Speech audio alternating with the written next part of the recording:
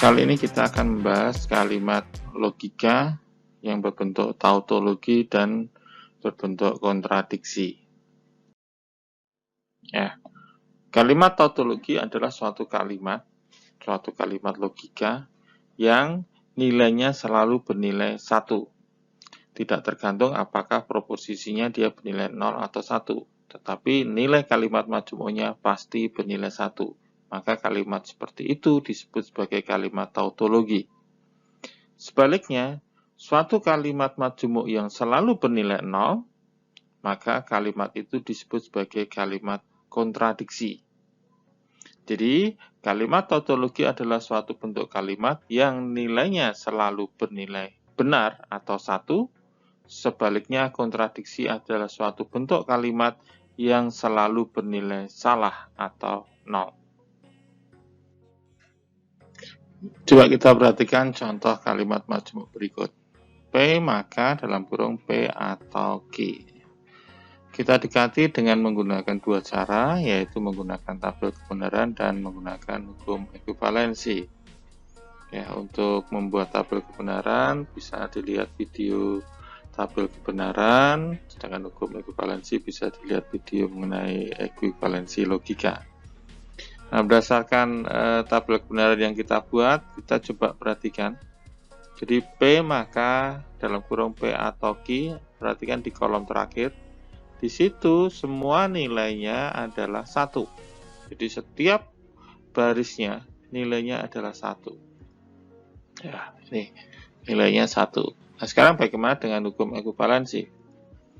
Kalau kalimat P maka dalam kurung P atau Q kita sederhanakan menggunakan hukum ekuivalensi, kita akan peroleh tahap-tahapannya.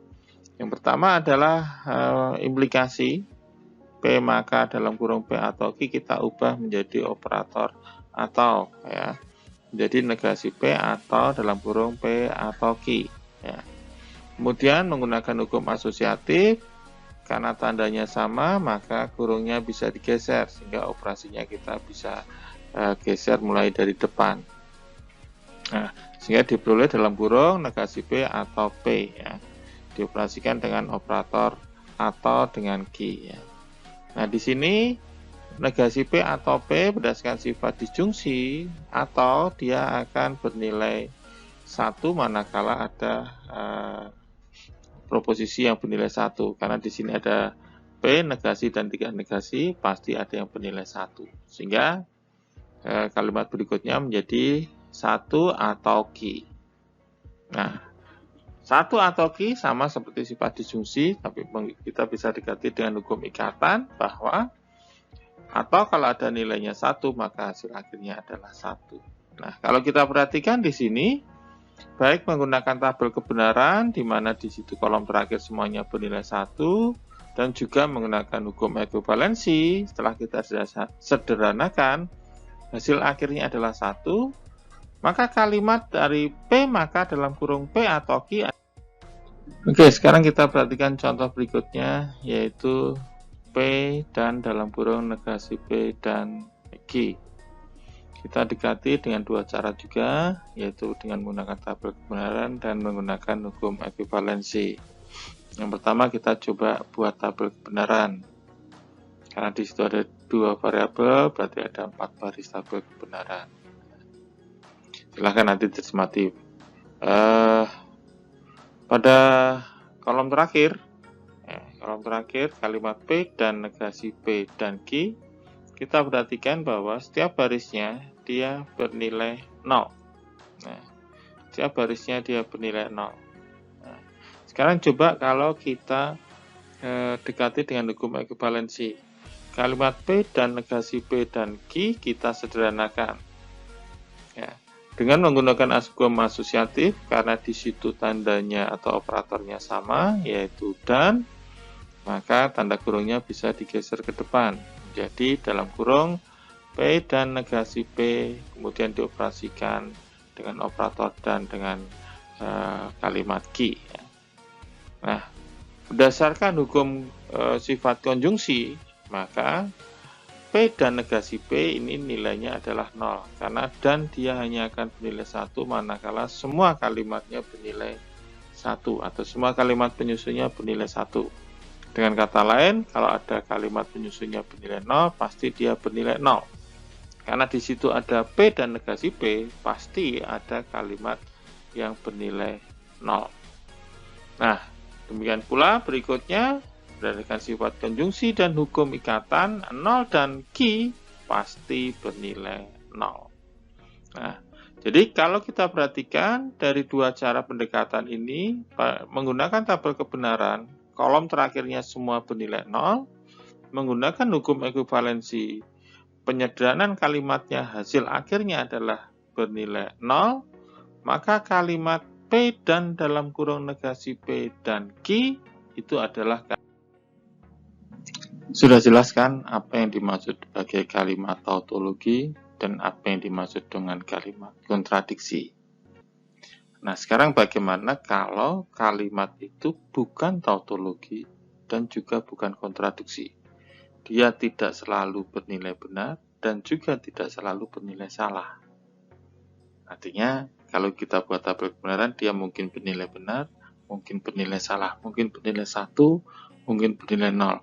Sangat tergantung dengan nilai-nilai kalimat penyusunnya atau nilai-nilai kalimat proposisi. Nah, kalimat itu disebut sebagai kalimat kontingensi. Ya. Coba kita perhatikan contoh dua buah kalimat majmuk berikut.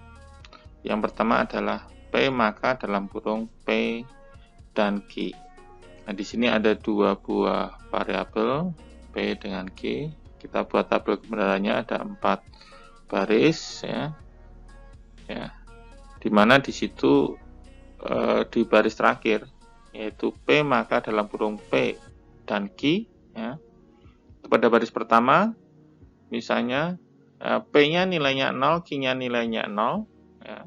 Kemudian P dan Q-nya nilainya 0. 0 dan 0 nilainya 0. Di P-nya 0, Q-nya 0, maka P dan Q nilainya 0. Kalau kita operasikan implikasi P maka dalam kurung P dan Q berarti 0 maka 0. Salah maka salah, maka nilainya adalah 1. Ingat kembali tabel kebenaran untuk implikasi. Kemudian untuk baris kedua P-nya 0, P dan Q-nya juga 0, berarti nilainya juga sama 1. Pada baris ketiga P-nya 1, P dan Q-nya adalah 0. Berarti 1 maka 0. Benar maka salah. Karena di sini syaratnya terpenuhi tapi tidak dilakukan, maka nilainya adalah salah. Ya. Kemudian yang terakhir 1 maka 1. Jika benar, maka nilainya benar. Syaratnya terpenuhi, maka dilakukan, maka nilainya adalah benar. Nah, di sini kalau kita perhatikan pada kalimat P maka dalam kurung P dan Q atau di kolom terakhir, nilainya sangat variatif, jadi bisa nilainya 1, bisa nilainya 0, tergantung dari nilai-nilai kalimat penyusunnya atau nilai-nilai kalimat proposisinya. Ya. Jadi dia tidak bernilai 1 semua atau tidak bernilai 0 semua. Jadi bukan tautologi dan juga bukan kontradiksi. Bagaimana untuk kalimat yang kedua? Dalam kurung P dan Q maka R. Nah, di sini ada 3 variabel P, Q, dan juga R. Maka tabel kebenarannya ada 8 baris. Ingat kembali bahwa jumlah baris dalam tabel kebenaran itu adalah mengikuti pola 2 pangkat N. Jadi 2 pangkat jumlah variabelnya. Kalau jumlah variabelnya 3, berarti 2 pangkat 3 jumlahnya adalah 8. Nah, dalam tabel kebenaran itu kita perhatikan untuk kolom terakhir, yaitu P dan Q dalam kurung, diimplikasikan terhadap R. Ya. Di situ nilai terakhirnya adalah, walaupun mayoritas dia bernilai 1, tapi tetap ada yang bernilai 0. Sehingga tidak bisa dikatakan bahwa semuanya bernilai 1 atau semuanya bernilai 0. Sehingga kalimat ini juga bukan kalimat tautologi dan juga bukan kalimat kontradiksi. Jadi kalimat yang bukan tautologi atau bukan kontradiksi ini adalah disebut sebagai kalimat kontingensi. Oke, bisa ditangkap ya. Jadi tadi kita sudah bahas kalimat tautologi, kalimat kontradiksi, dan kali ini adalah kalimat kontingensi. Oke, demikian tadi teman-teman pembahasan mengenai kalimat tautologi, kontradiksi, dan kontingensi. Nah, sekarang saatnya untuk berlatih. Di sini ada beberapa soal, ada 2 buah soal, di mana Anda diminta untuk membuktikan apakah dia merupakan kalimat tautologi atau bukan, atau dia merupakan kalimat kontradiksi atau merupakan kontingensi. Soal-soal ini melatih kita untuk berlatih bagaimana membuat tabel kebenaran dan juga sekaligus juga melatih kita bagaimana membuktikan ekuivalensi logika. Pembahasan mengenai soal latihan ini akan kita bahas pada kesempatan yang lain. Oke, selamat berlatih, selamat belajar, semoga sukses.